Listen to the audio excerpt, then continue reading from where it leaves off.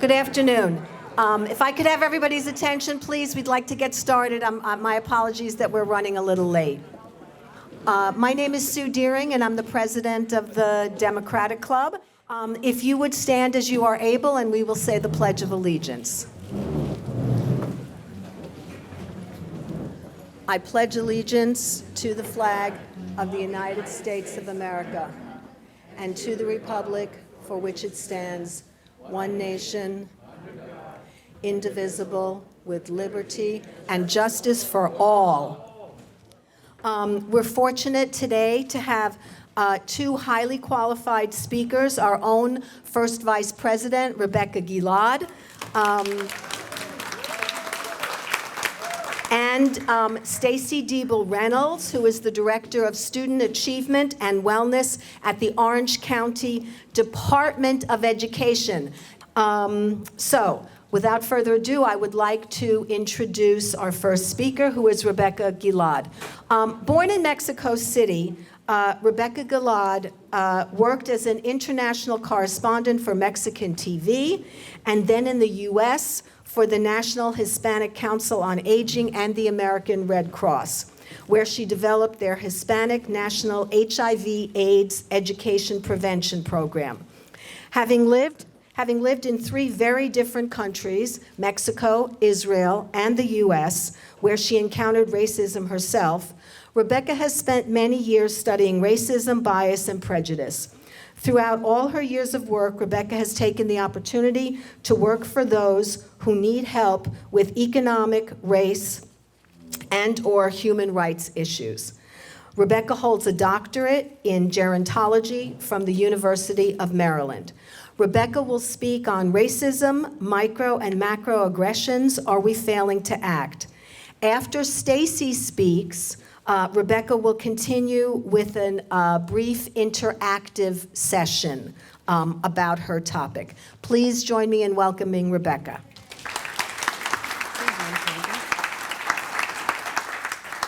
Hello, friends. It's so good to be amongst you fellow Democrats.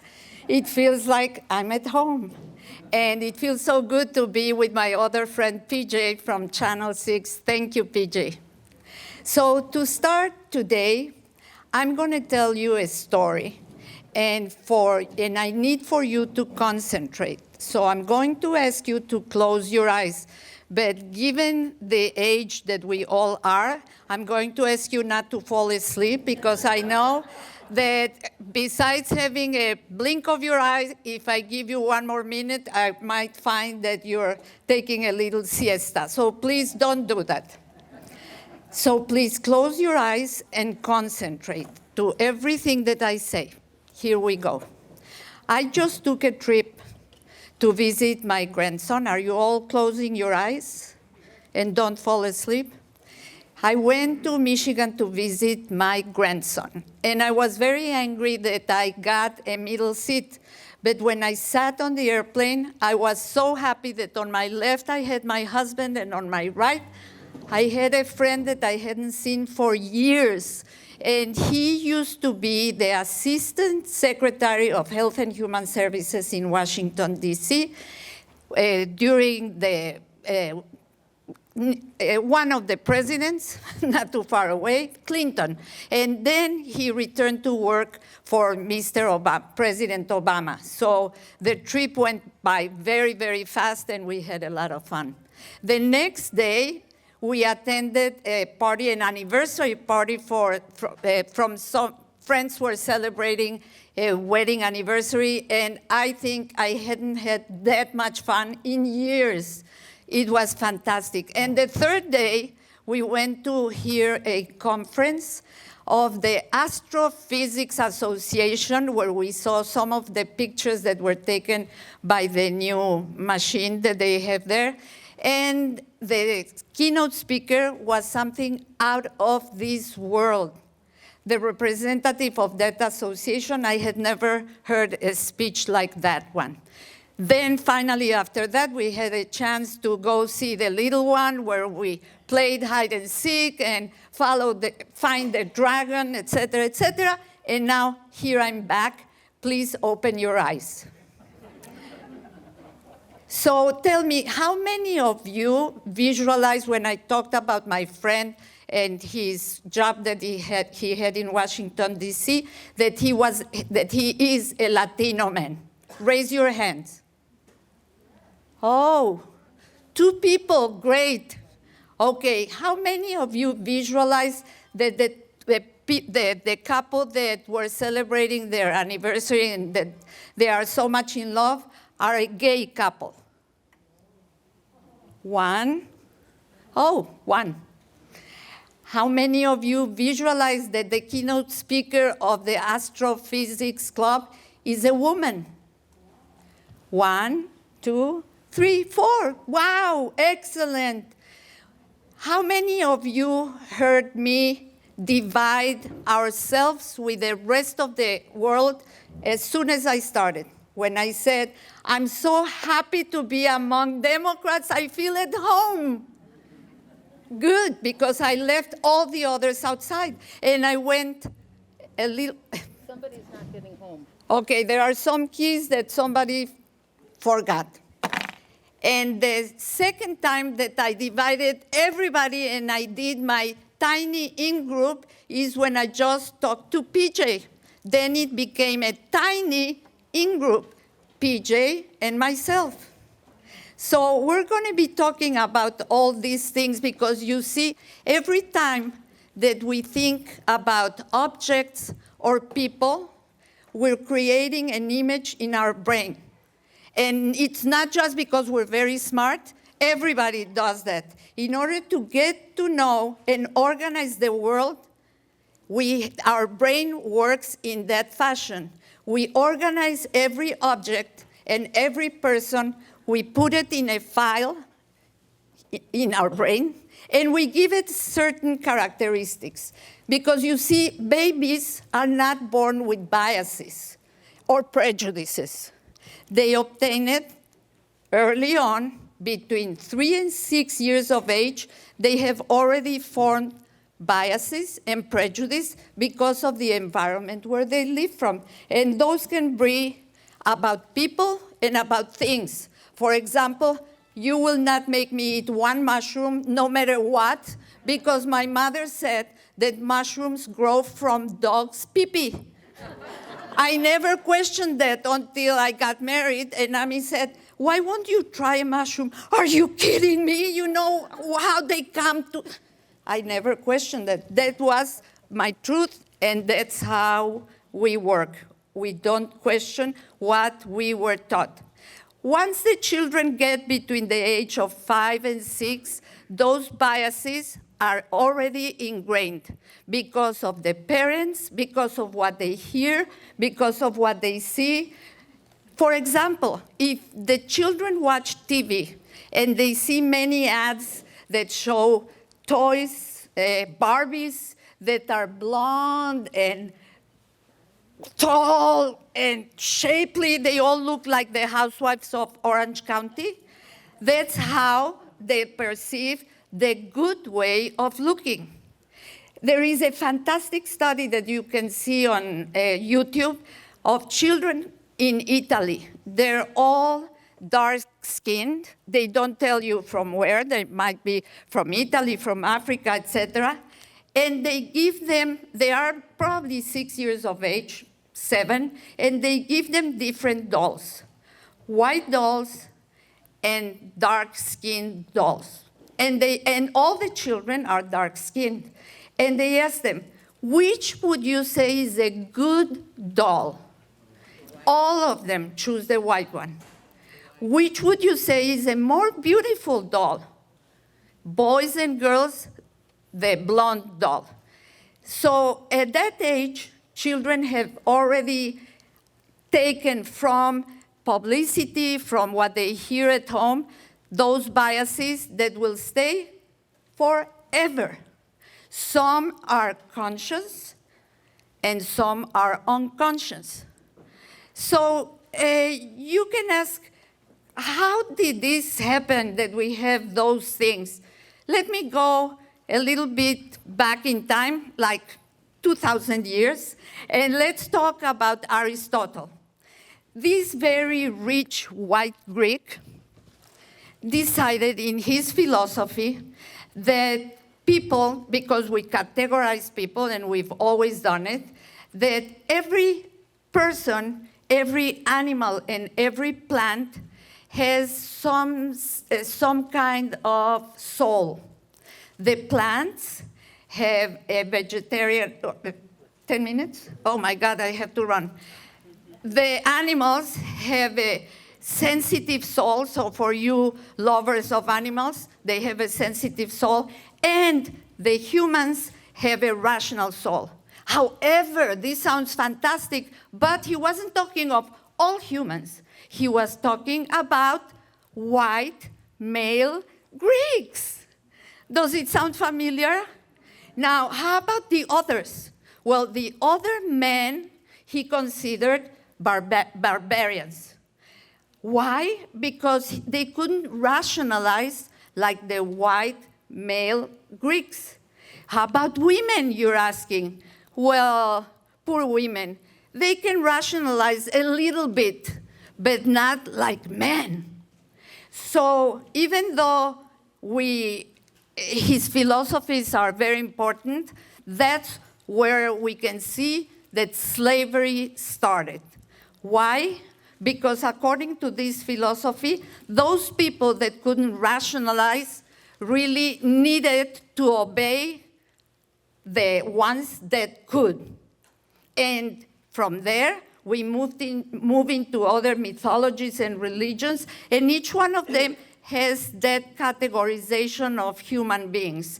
And in mythologies and religions, of course, we start with God, then humans, then animals, then plants. And we see that in the Jewish tradition, in the Islamic tradition, in the Christian tradition, et cetera, even among the Aztecs from Mexico, they had that categorization, but they believed that one interacts with the other, and they try to show it that it comes through food.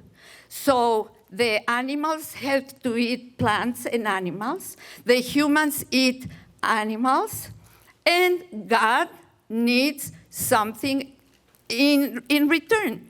And that's how they explain human sacrifices of women. So let's move on. And I'm going to use a little bit of my 15 cheat sheets, and let's talk about race, moving along. What is race? Well, I have to disappoint you, ladies and gentlemen, but race doesn't have to do with blood. Everybody in the world has one among 8 types of blood.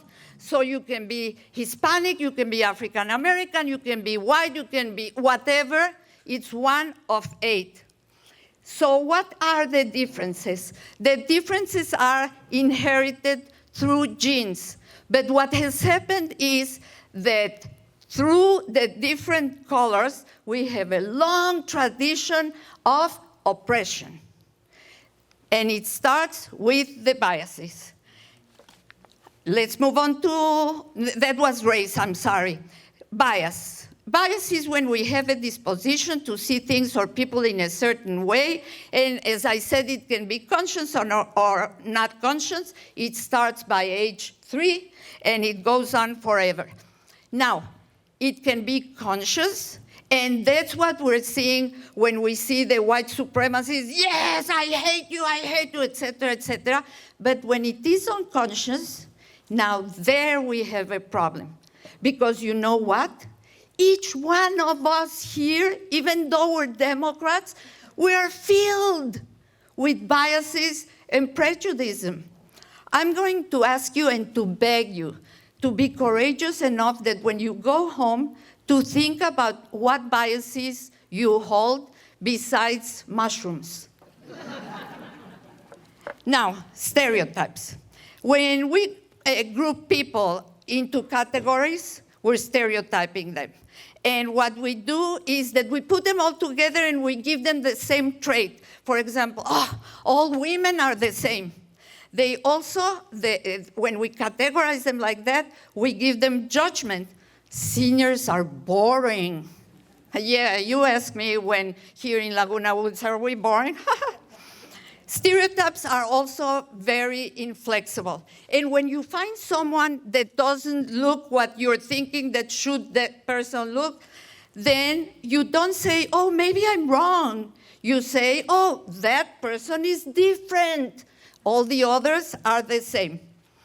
So stereotypes can be positive or negative. When I talk to you today, I told you that my grandson is beautiful and et cetera, et cetera. Now, that was my point of view, and we all have those things. The word stereotype started as a word that used by a printer that was part of his printing deals. After him, it was around 1920, that the word was used for the first time by a journalist called Mr. Lippmann, and he was also a philosopher, who discovered that his readers of his articles and those that went to hear politicians believed everything that they heard, and they transferred that belief into a whole category of people. So what we hear, we immediately deposit to groups of people. And that's what is called a stereotype. Now, Alport is very important in this. There are three very important people in the studies of prejudice and biases. One is Mr. Adorno, that started his thinking when he was in a concentration camp. Then Mr. Alport, and then Mr. Goffman. And the three of them discovered that there are certain things in the personality that make the people have more or less stereotypes. And believe it or not, one of those attributes is that they are part of the right-wing authoritarianism. I can't pronounce it. A second characteristic is they believe in social dominance. So if they feel that they are higher in the hierarchy, those beneath them that look different, that sound different, are down. And they have to have rigid categorical thinking. Finally, stigma. What is stigma? It's a mark of disgrace and inferiority in the United States of America that can be racial minorities, people with disabilities, dwarfs, fat people, et cetera, et cetera. Now, many of these things that I'm talking about, you can find in the Bible. And when you look at them in the Bible and you question yourself, what the heck is this? Call Rabbi Mendelssohn. Now, where is the problem? Why are we talking about this? More and more, in Laguna Woods, we're finding that people are not paying attention to these microaggressions. Microaggressions, oh no, I have 2 minutes. Microaggressions are when you say something either by talking or body language that you're offending somebody else. Like when you say, like if you're talking to me and I'm looking at my telephone, or if you tell a joke against a minority group, and everybody just laughs and lets it go. That silence gets multiplied again and again and again, to a point that it's not stoppable and people start to believe it. And there is a continuum of biases, prejudice, that gets into hatred, and then it gets into killings. And it's only 15% of hate violence, the physical violence, that we get to see. The other 85% are those microaggressions that we have day to day. So what do? There are microaggressions and macroaggressions. The macroaggressions are within the system. For example, an African American trying to buy a house, very difficult and more expensive. Or trying to get a loan from the bank, forget it, baby. Or going to school and being treated by the teacher in kindergarten or elementary school as someone who cannot win, who cannot get to college. All those, I have a long list of microaggressions, and I have to finish my talk, jump a lot over this. Here in Laguna Woods Village Democratic Club, we're doing everything that is necessary to deal with macroaggressions. When we come together and we make telephone calls and we choose who we're going to vote for, we're doing everything. But we're not doing anything when it comes to microaggressions. And let me just finish because I see that I have 0 minutes left. I would like to ask you, and I have many wonderful examples about Mr. Biden and about Ms. McCain, etc. But I would like to finish with this. Please stand up if you would like to be treated as minorities are treated in the United States of America. Please stand up if you would like that. Okay, nobody. So my second question. Does that mean you know how minorities are treated and you don't want to be treated like that? Yeah. I want to understand then why you are willing to accept it or are willing to accept it, but you're not willing to accept it for you, but you're willing to accept it for others. Please, when you go back home, think about the biases that you hold and do something about it. If you hear a joke, stop the joke or talk to the person that is telling the joke. Don't stay quiet. Do something.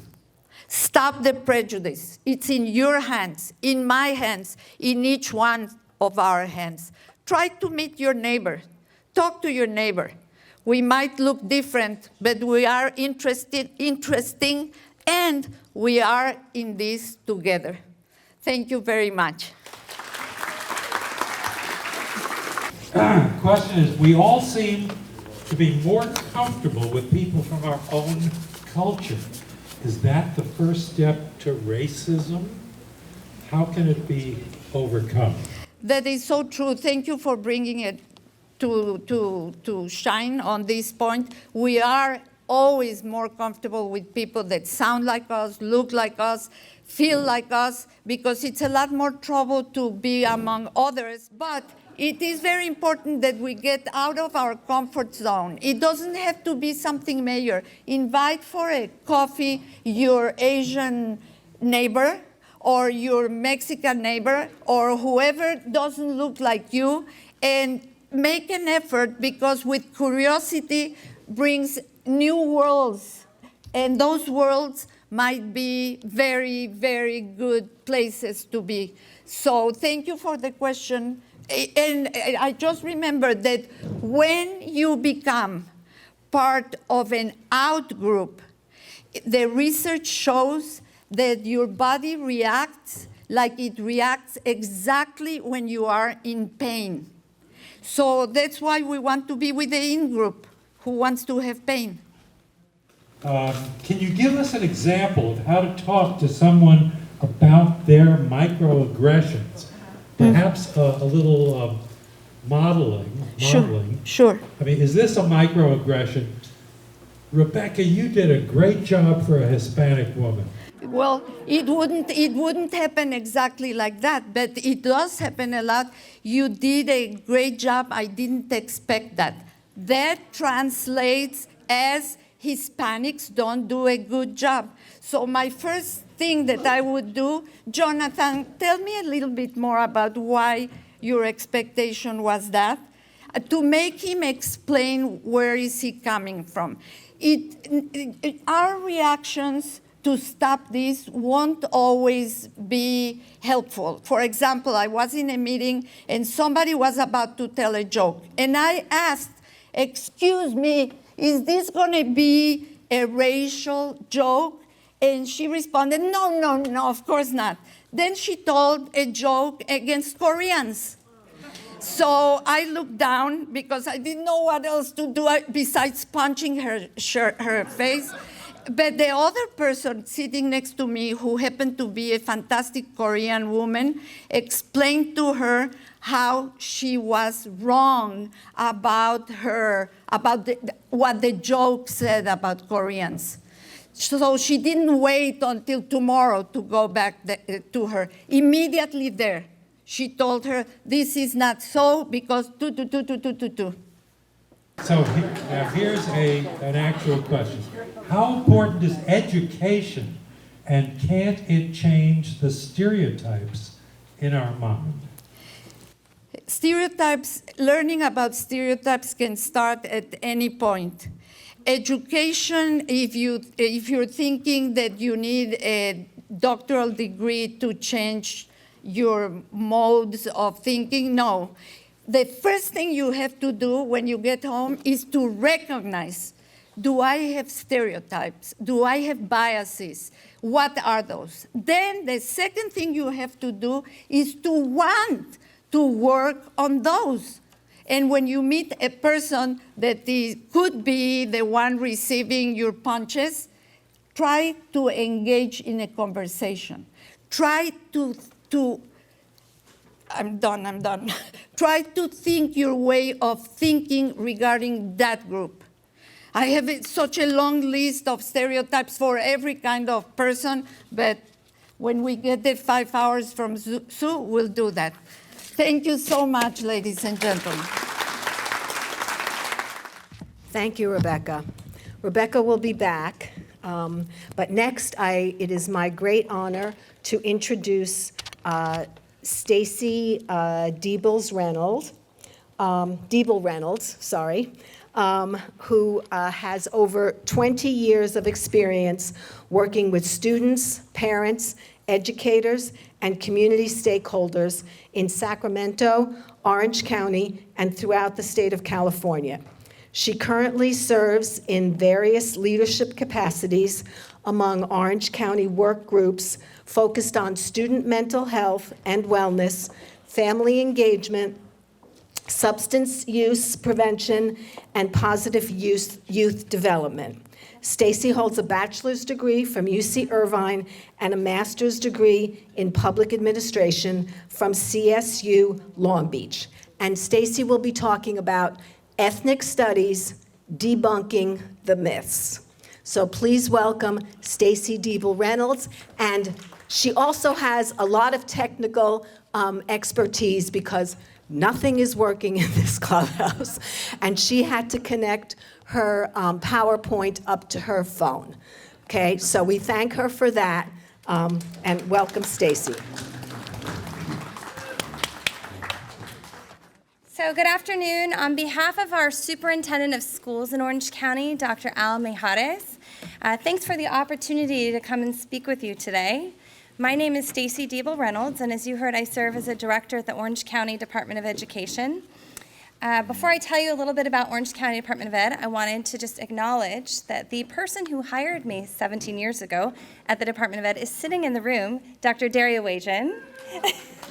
She is a resident of Laguna Woods, and so I'm just really excited she's here too.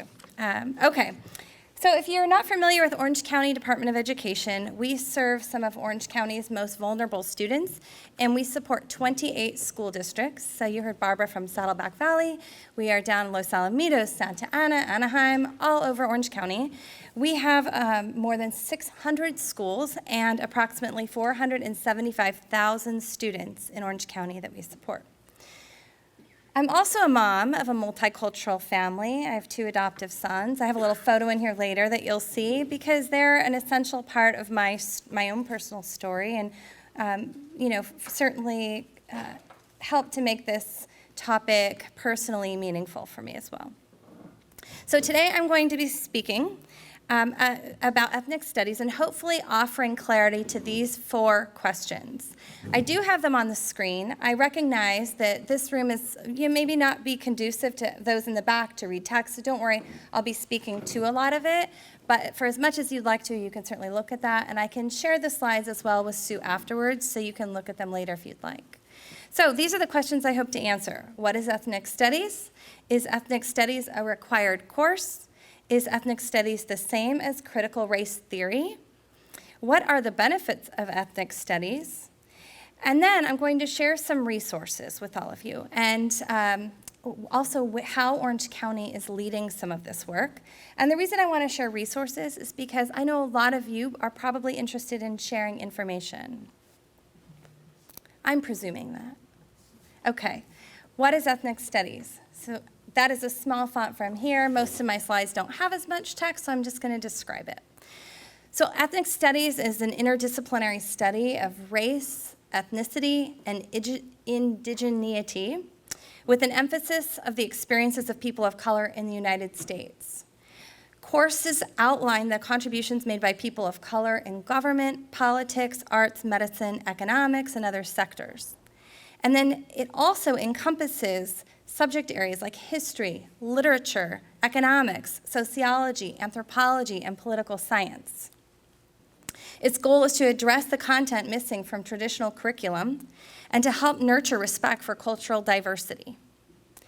I'm going to share with you, I'm going to move to the next slide to show you a few things. Ethnic studies is not a course that only focuses on race. And on the right, it describes what it is. It is a course about understanding social and cultural perspectives in the United States. It is not a divisive course that teaches students to hate others or focuses on oppressed versus the oppressor. Rather, it is a course that celebrates the cultural wealth and contribution of people in our country. And it is not the exact CDE, that's California Department of Education, model curriculum. Rather, it is a course developed by a district committee. So I mentioned 28 school districts. Every district will develop their own or adopt a curriculum. It is a course developed by a district committee focused on asset-based and culturally sustaining pedagogies. Before I move to my next point, I just wanted to share a brief story. So a couple of weeks ago, I was reading to my 10-year-old son, who happens to be African American, and we were reading about Juneteenth. And Juneteenth is not something I learned growing up in a very diverse city of Long Beach, California. I never learned about it. In fact, I reached out to my friend while I was reading this book with my son. She is African American, and we went to high school together, and I said, do you remember anything about Juneteenth? Am I blocking it out? Did we learn? She said, Stacy, I did not learn about this until I was in my 30s. And so this is a friend who I really trust her to be able to be honest with me about things, and we were talking about it, and I shared with her, I felt a little bit uncomfortable as I was reading about these atrocities of white slave owners.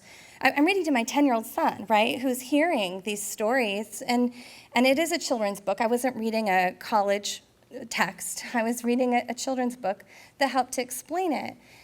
And as I was reading and I read about the abolitionists, I saw a part where I could connect in this story and explain to him that there are good people who never wanted this to happen and who fought hard. And what really struck me is that he said, Mom, I think all of my friends would have been abolitionists. And he happens to play on a soccer team that has all except one are white boys. And he loves his friends, and he feels confident about them protecting him and others, and all of that good is out there in this world. And I just wanted to acknowledge that for a minute before I moved on.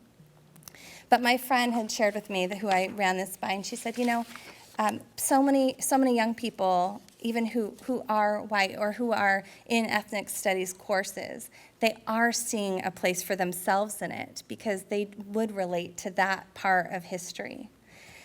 Okay, so is ethnic studies a required course? Currently, it's not. It is an elective in California. And there's some history. I just wanted to acknowledge 3 points in history. One is 2016, Governor Jerry Brown. He signed legislation requiring the State Board of Ed to adopt a model curriculum for ethnic studies. In March 2021, the State Board approved California Ethnic Studies model curriculum. This is after 4 years, 4 drafts, and more than 100,000 public comments. There was an August 2019 draft that really fell short and needed to be substantially revised. So this March, oops, one moment. Okay, are we back up? Okay. So March 2021, the State Board approved the California Ethnic Studies Model Curriculum after all of that, and the 900-page document is aimed, here's I quote from the state, aimed at empowering students by illuminating the often untold struggles and contributions of Native Americans, African Americans, Latino, Latina, Latinx Americans, and Asian Americans in California, according to the Department of Ed. So the state's model curriculum is intended to provide guidance to school districts. As such, it's not mandatory and it does not require that specific concepts like critical race theory be taught or included. And I'll talk to you a little bit more about critical race theory. So in October 2021, California Governor Newsom signed Assembly Bill 101, and that adds the completion of a one-semester course in ethnic studies as a public high school graduation requirement, starting with the class of 2030. So we've got time. We're in 2022. My youngest will get to have this course. It will be a requirement by the time he's in high school. So I think it's actually really celebratory. We're the only state that has made this a requirement, a mandatory requirement for high school graduation. That said, Orange County school districts, and Barbara knows this, every district is going to be able to develop or adopt a particular curriculum. School boards will choose this. So school boards are very important to, you want to speak to your constituents as a school board member, and then also as a resident, speak to your representative. So last thing to mention is that although it's an elective for now, there are a couple of school districts like LA Unified and Fresno Unified who've already voted to make ethnic studies mandatory. So there are a couple school districts out there that have already said, we want to make this a graduation requirement right now. There will be Q&A at the end, so we'll go ahead and go through that. Could I speak up? Sure. Okay. Yeah, you're welcome. Okay. Is ethnic studies the same as critical race theory? The short answer is that critical race theory, or CRT, you might have heard it as CRT, critical race theory, is not synonymous with ethnic studies. So up until recently, critical race theory was really an obscure academic term that was used to explore how race intersects with U.S. laws and policies and institutions. The California School Boards Association defines CRT as a practice of interrogating race and racism in society and the ways in which it impacts people. It emphasizes race as a social construct with social significance rather than a biological reality. So, here's what you need to know. A discussion of critical race theory may or may not be included in an ethnic studies course. If a school district proposes a curriculum that includes it, then that particular district's curriculum would include it. That is up to a school district if it includes it or not. So it may be included if they choose so. And then that decision is left to the school districts. But the California School Boards Association says there's no evidence that CRT is widespread in K-12 education, and the term is rarely mentioned in the California's Ethnic Studies Model Curriculum. In fact, it is defined in a footnote referencing an article from the American Bar Association, included in a list of topics for teachers to be familiar with, and mentioned in one example of a district-developed, UC-approved course outline. So that footnote is often what's referenced, that CRT is in every ethnic studies course, and it's just not the case. So what are the benefits of ethnic studies? Alan, how much time do I have left? 6 minutes. Okay, perfect. So there are a lot of benefits to ethnic studies because ethnic studies is designed to benefit all students. Ethnic studies scholars and classroom teachers have established through research that courses in the field have had these positive academic and social outcomes for students. So while it's hard to read, I'm just going to highlight a few. If you are someone who's really interested, or you know people who are really interested in academic achievement and attendance, a lot of these bullets I've listed on the right reflect that. So the research shows that students who've participated, it's led to an increase in attendance, an increase in standardized test scores, an increase in GPA, especially in math and science, an increase in graduation and college enrollment rates, all of these things. And then on the left, I have those things that I think really will, it's hard to not want this for all students. It's reduced stereotype threats. It's aided in the social emotional wellness of students. It's contributed to students' sense of agency and academic motivation and helped them develop a strong sense of identity. What do Orange County students think? Here are some quotes. These are actual Orange County students who have said what it is that they want and like about ethnic studies, why it's important to them. So these are students who they had been advocating for ethnic studies. I'm going to read just one of them. I'll definitely educate, it'll definitely educate a lot of people on topics that a lot of people consider to be forbidden. It's a very necessary class because unless everyone explains the struggles a lot of minorities go through. So we copied and pasted directly from what students wrote, and these students are finding a lot of benefits to them. So I encourage you, if we do share this, Sue, if you share slides out, I don't know if that's something you do, you'd probably love to read those things. Here's why, another reason why it's so important. So I've highlighted a few data points from a survey we conduct every 2 years here in Orange County. It's actually conducted across the state. It's called the California Healthy Kids Survey. And the California Healthy Kids Survey addresses school climate, health risks and behaviors, and youth resiliency. The California Healthy Kids Survey is an anonymous, confidential survey of school climate and safety, student wellness, and youth resiliency.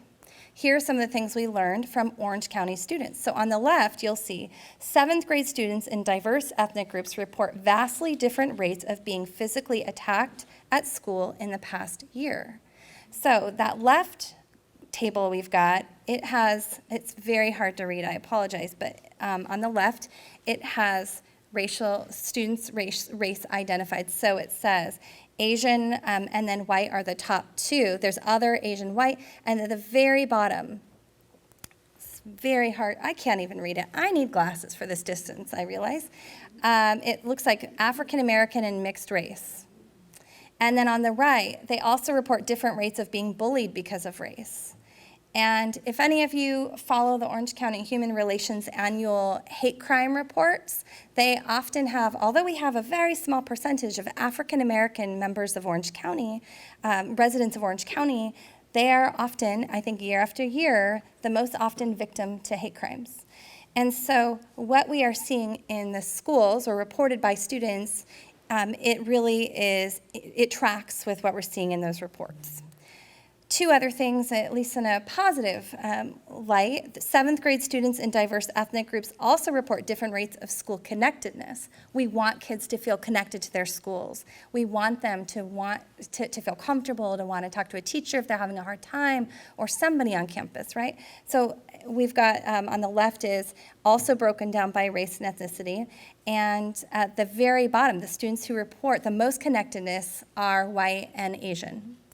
And at the very top, this is the opposite, right? So Black or African American, Pacific Islander, and gosh, I can't read it, I'm sorry, are the least likely. So important to know that students, because of that implicit bias that Rebecca described, that's probably a big part of it, they're experiencing these things differently.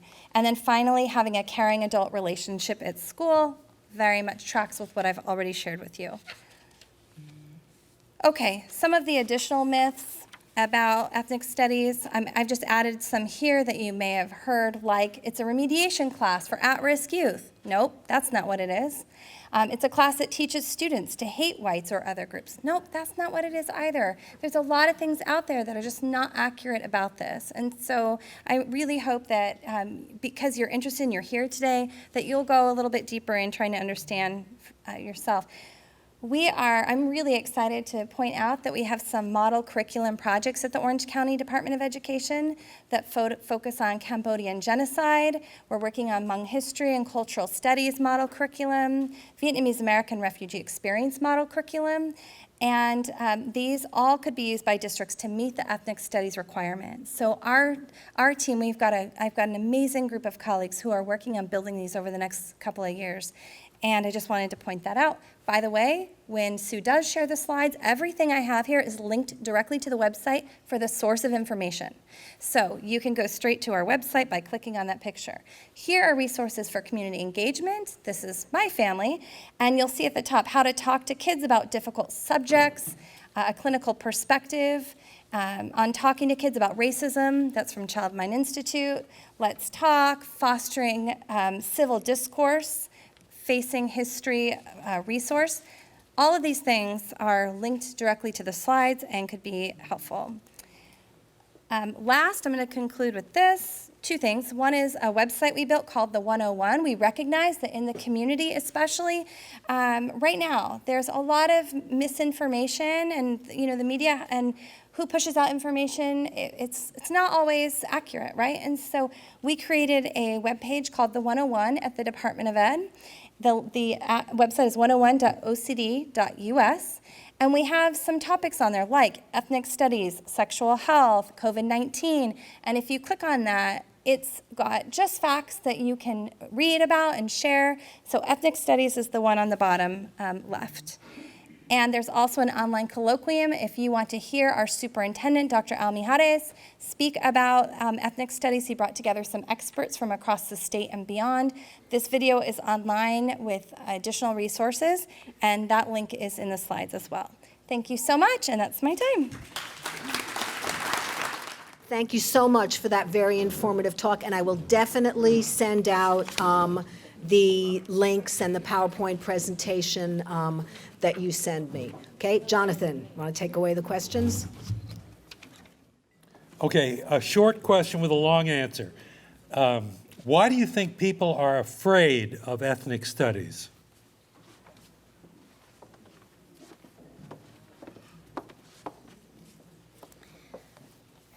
I think it's a very difficult question for me to answer in a short amount of time. I think it's one of those things that when you have a conversation with someone who's really opposed to it, it's kind of like what Rebecca said.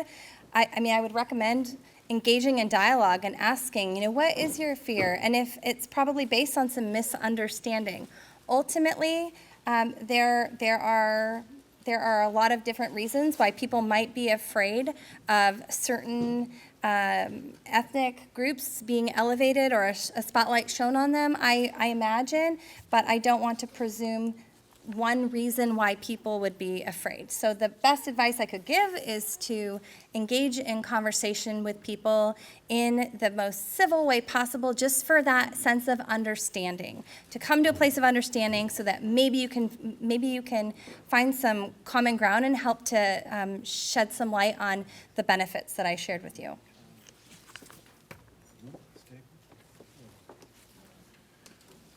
So here's a comment, I guess you can react to it. Saddleback College requires ethnic study for graduation. They have a good institution, I guess. Here's a question. What are the potential issues for students, academic and social issues, students who are not aware of the ethnic, religious, or racial of their heritage, of their racial, ethnic, or religious heritage?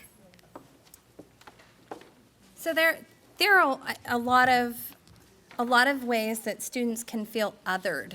And if you're not familiar with that term, I mean, I'm thinking back to the 2016 election. My husband was teaching high school at a school where students at lunch were, Latinx students were sitting down and other students walked around and were chanting, "Build the wall."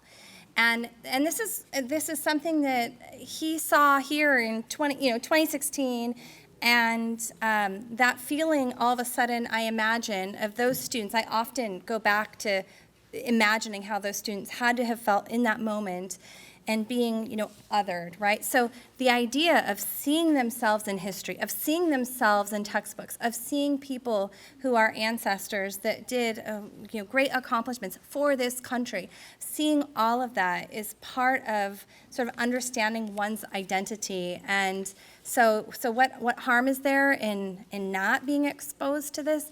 I imagine that a lot of students would continue to potentially feel like an outsider and maybe perhaps othered. Good, thank you. Question, since the California student population is very diverse, why not change basic textbooks and curriculum to mirror the population or mirror it more? So in California, the FAIR Act was approved, I'm going to guess 2009, but don't quote me on it. And the FAIR Act is actually legislation that was passed that required that textbooks included diverse representatives in history, and this actually also involved scanning some of the children's books to make sure that students were seeing reflections of themselves in stories. And so that the FAIR Act was something that was done specifically for this purpose, so that there'd be more representation.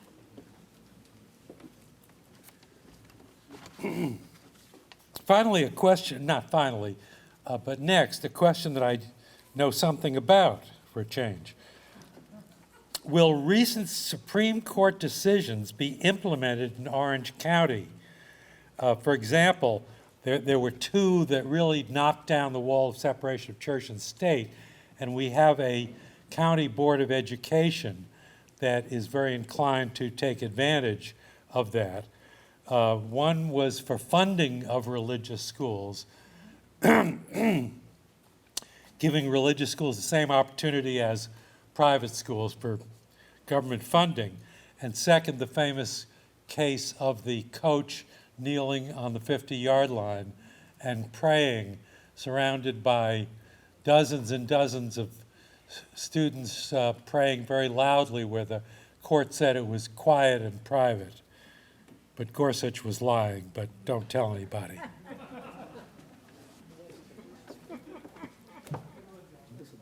So I think the question initially was about what impact Supreme Court justices and decisions can have on this, and Those two in particular in OC. I'm going to be honest, I don't feel equipped to respond to those yet. I'm not as familiar with that. While my husband is an attorney, I'm not. And also, the Board of Education, as Sue mentioned, it's a different group from the Orange County Department of Education. So while we do have a board, they are elected, but our superintendent, Dr. Mijares, is elected as well. And so I work for the Department of Ed, and we follow his lead when it comes to decision-making to support all children in Orange County. Good, thank you. So this will be the last. This is actually not a question. It's not even a comment. It's more like a haiku or a koan, but you can comment on it. Try to know me before you judge me. Think about it.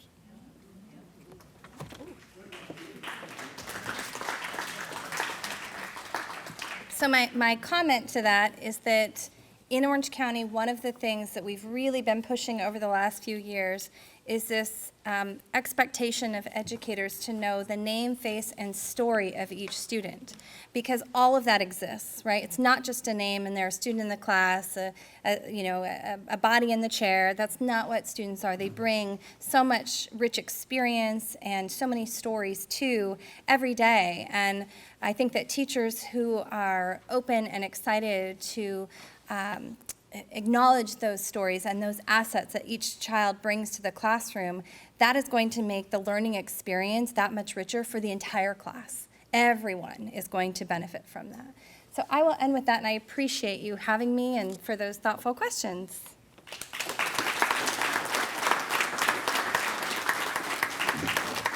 Okay.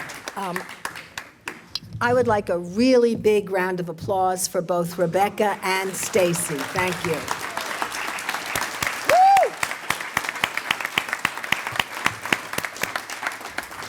They were both excellent programs, and I'm sure we all learned a lot.